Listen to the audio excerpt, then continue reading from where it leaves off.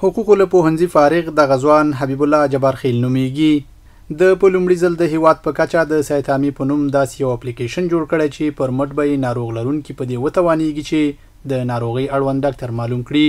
نو دغه اصلي موخه هم دغه وه چې دغه اپلیکیشن په مرسته باندې موږ دغه ډاکټرانو او د ناروغیو ترمنځ بېلوالی راولو. ډاکټرانو کلریفیکیشن وکړو چې ډاکټر هر ناروغي علاج نشي کولی. د هغې لپاره هر ډاکټر خپل څانګه کې تخصص کړی د همغې څانګې ناروغیو علاج وکړي، د همغه ناروغ دغه ډاکټر ته لاړ شي. جبارخیل وایي په دغه اپلیکیشن کې د هیواد 40 ولایتونو ډاکټران کولی شي ثبت شي او دغه راز د هغوی تخصصي برخې، کاري تجربه، د فیس اندازه او نور مشخصات په آنلاین بڼه ناروغ لرونکي ته معلومیږي.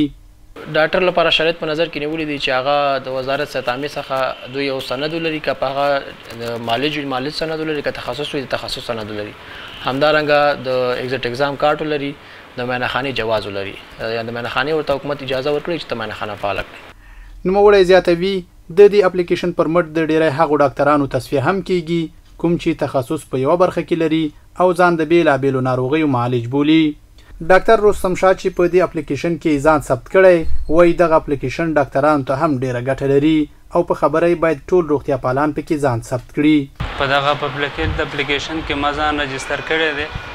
د دې د لارې نه مریضان زموږ سره طبي مشورې هم کوي، زموږ نه وخت هم اخلي، بیا راځي په خپل ټیم باندې موږ د هغوی تداوي کوو. ډېر مؤثر دی، د ناروغانو لپاره د وخت د ضیاع مخنیوی هم کیږي. د ننګرهار عامې روغتیا ریاست مطبوعاتي مسؤل نقیب الله رحیمي وایي د سیاتامي مسؤلینو نوموړي ځوان ته ډاډ ورکړی چې په دې برخه کې به ورسره بشپړه همکاري کوي. موږ دغه د نږدې نه ولید واقعا یو ښه اپلیکیشن د دغه ابتکار ستاینه کوو. د عامې روغتیا رئیس د دغه ځوان هغه د ابتکار ستاینه کړې ده. په آینده کې د عامې روغتیا ریاست دته د پوره همکارۍ ډاډ ورکوي.